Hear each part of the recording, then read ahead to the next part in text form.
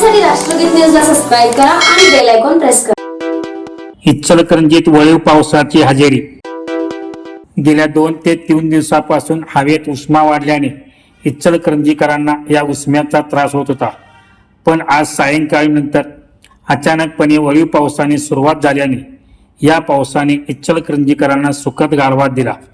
गेल्या 2 ते 3 दिवसापासून 38 ते 40 डिग्री सेल्सिअस तापमान असताना अनेक नागरिक या उष्म्याने हैराण झाले होते।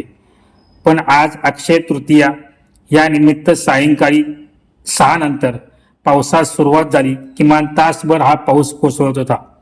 या पावसामुळे हवेत गारवा निर्माण झाल्याने नागरिकांनी सुटकेचा निश्वास टाकला।